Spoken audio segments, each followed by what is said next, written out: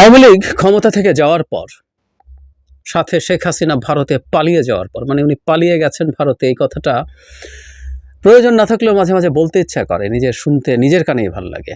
যাই হোক, যাওয়ার পর বেশ কয়েকটা জায়গায় আমাদের খুব সিগনিফিক্যান্ট কতগুলো পরিবর্তন দেখা যাচ্ছে। এর মধ্যে একটা হচ্ছে ভারতের সাথে আমরা কিভাবে ইন্টারাক্ট করছি। আমি মনে করি এই অন্তর্বর্তীকালীন সরকার একটা খুব গুরুত্বপূর্ণ কাজ আমাদের জন্য করছেন, ভারতের সাথে আমাদের সম্পর্কটাকে সঠিক জায়গায় নিয়ে আসার চেষ্টা করছেন। এটা নিয়ে কথা বলবো। তার আগে ভারতের সাথে রিলেট করা যাবে, সেটা হলো একটা স্বৈরাচারী সরকার যখন ক্ষমতায় থাকে সে তখন জনগণের ম্যান্ডেটকে আর পাত্তা দেয় না, তোয়াক্কা করে না। তো আপনার মানুষের ভোট যদি না লাগে, আপনার ম্যান্ডেট যদি না লাগে, তখন আপনি মানুষকে আর পাত্তা দেন না। আমার বিবেচনায় এটা খুব ভয়ঙ্কর ব্যাপার ছিল যে আওয়ামী লীগের সামনে আমরা ঠিক মানুষ ছিলাম না। আওয়ামী লীগের লোকজন বেশিরভাগ ক্ষেত্রে আমরা যারা সাধারণ মানুষ, আওয়ামী লীগের লোকজন অসাধারণ মানুষ, আমরা সাধারণ মানুষ, আমাদেরকে এমন একটা দৃষ্টিতে তাকাতো যে আমরা ঠিক খুবই করুণার পাত্র, আমরা মানুষ না, আমরা সাব হিউম্যান, আমরা রীতিমতো কীট পতঙ্গ, নর্দমার, এরকম একটা লুক ছিল। সো আমাদের যে লিস্ট একটা নাগরিক হিসাবে মর্যাদা, সেই মর্যাদাটা আমরা ফিল করতাম না।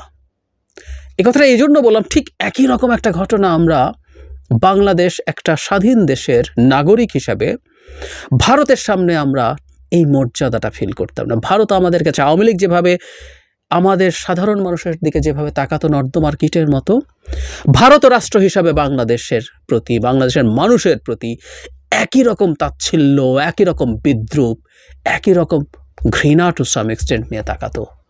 পাত্তা দেয় এটাই না। আমরা কে ভারতকে নিয়ে কথা বলবো? আমার মনে আছে এই কমেন্ট, এই ভিডিওর কমেন্টেও ভারতীয়রা অনেকে কমেন্ট করবেন, somehow it connected to some people of India. Fine, আমার মন্তব্য নিয়ে, গালিগালাজ নিয়ে কোনো আপত্তি নাই। আমি বহু সময় এই কথা বলেছি, আগেও বলেছি। তো তাদের অনেকের অ্যাটিটিউড এরকম যে আমরা ভারত নিয়ে কথা বলি, ভারতের সাথে সম্পর্ক নিয়ে কথা বলি, একই ধরনের তাচ্ছিল্য। এই ঘটনার পরও ভারত যেভাবে রিয়্যাক্ট করেছে শেখ হাসিনার পতন এবং ভারতে পালিয়ে যাওয়া নিয়ে, সেখানেও আমরা দেখব তারপরও তারা আমাদের এই যে অর্জন, দীর্ঘ নিপীড়ন, নির্যাতনের পর, নিষ্পেষণের পর যে অর্জন আমরা করেছি অকল্পনীয় রকম ত্যাগের বিনিময়ে, এখন পর্যন্ত মৃতের সংখ্যা সরকার পতনের পর যদি হিসেব করি সব মিলে 700, সব কিছু, এটা হলো লিস্ট সংখ্যা। এই সব কিছু ঘটেছে আসলে ওই ভদ্রমহিলার অন্যায়ভাবে ক্ষমতা ধরে রাখার জন্য। এই ত্যাগের পরও এই যে আমরা একটা গৌরব অর্জন করেছি জাতি হিসেবে, এটাকেও ভারত কোনোভাবেই রেকগনাইজ করে না। কিন্তু বর্তমান সরকারকে আমরা দেখছি বেশ কিছু ক্ষেত্রে ভারতের সাথে চোখে চোখ রেখে জাতি হিসেবে আমাদের মর্যাদাবোধ জাগ্রত করছেন এবং ভারতকে বোঝাচ্ছেন, তোমরা যেমন একটা স্বাধীন সার্বভৌম জাতি রাষ্ট্র, আমরাও একটা স্বাধীন সার্বভৌম রাষ্ট্র।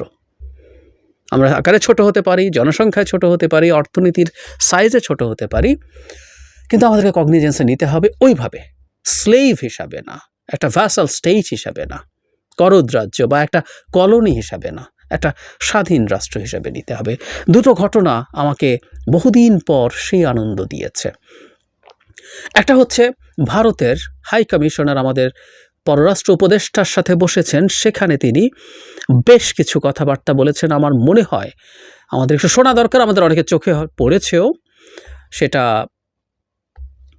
আমি একটু জানাই। আমার মনে হয় যে এটা আমাদের এই সম্পর্ক যে নতুন ধরনের রিডিরেকশন হচ্ছে, নতুনভাবে এটা ঠিকঠাক হয়ে উঠছে, অন্তত সেই চেষ্টা অন্তর্বর্তীকালীন সরকারের দিক থেকে আছে, সেটা বুঝবো। দুজনের বৈঠকের পর একটা পররাষ্ট্র মন্ত্রণালয়ের সংবাদ বিজ্ঞপ্তি দেওয়া হয়েছে। ওখানে বলা হয়েছে, পররাষ্ট্র উপদেষ্টা উল্লেখ করেন, দ্বিপক্ষীয় সম্পর্ক উন্নয়নে বাংলাদেশ ভারতের সাথে ঘনিষ্ঠভাবে কাজ করতে চায়।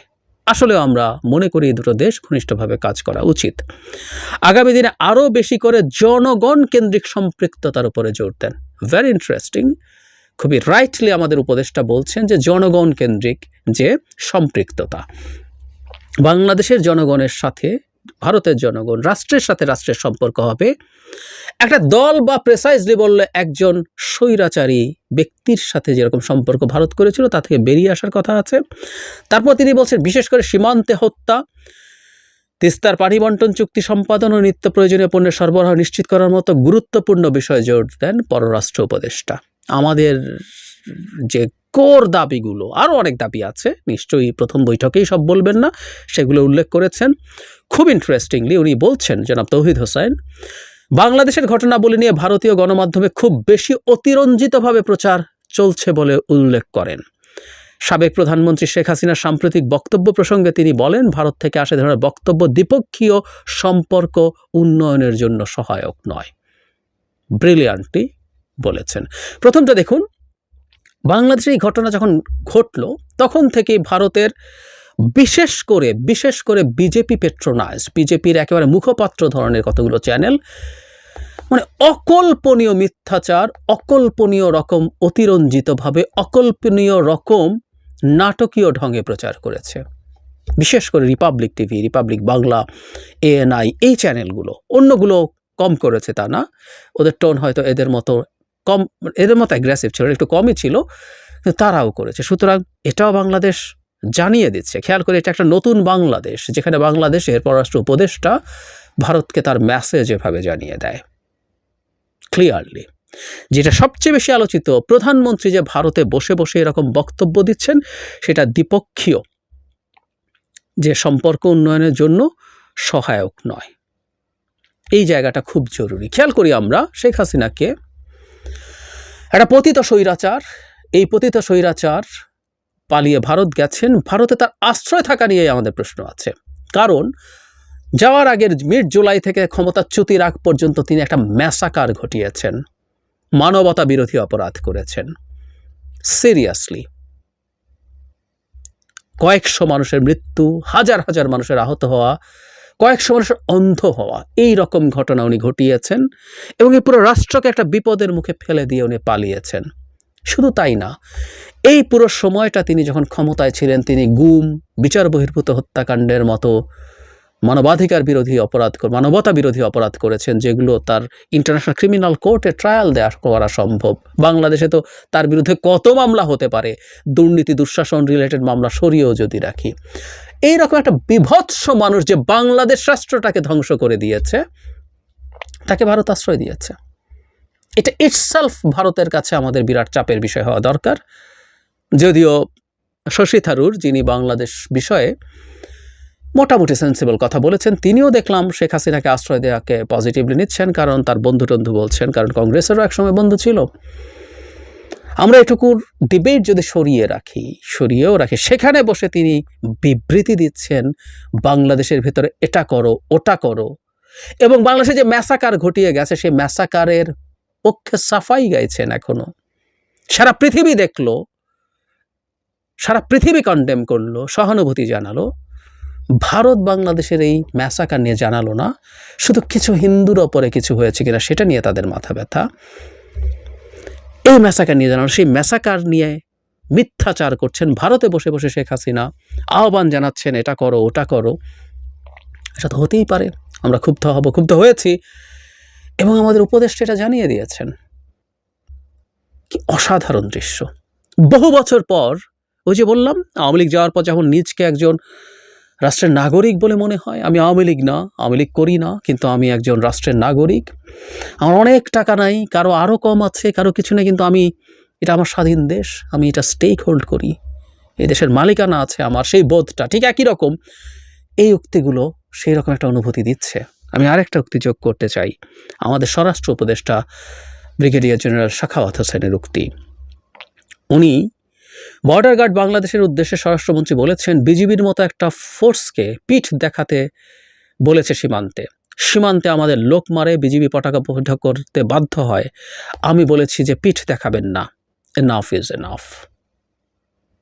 আপনি চিন্তা করে দেখেন তো, হ্যাঁ, এই সরকার ক্ষমতায় আসার পরও একজন সীমান্তে হত্যাকাণ্ডের শিকার হয়েছেন। ভারত তার শত্রুতামূলক অ্যাটিটিউড রেখেই দিয়েছে, কিন্তু বাংলাদেশের একজন উপদেষ্টা বলছেন সাহস করে, হ্যাঁ, বিজেপিকে পিঠ দেখাতে বলা হয়েছিল, ওরা মানুষ মারবে, বিজেপি পতাকা বৈঠক করে তাদেরকে নিয়ে আসবে। উপদেষ্টা বলছেন আর পিঠ দেখাতে হবে না, দেখাবেন না, এনাফ ইজ এনাফ, আসলেই এনাফ ইজ এনাফ।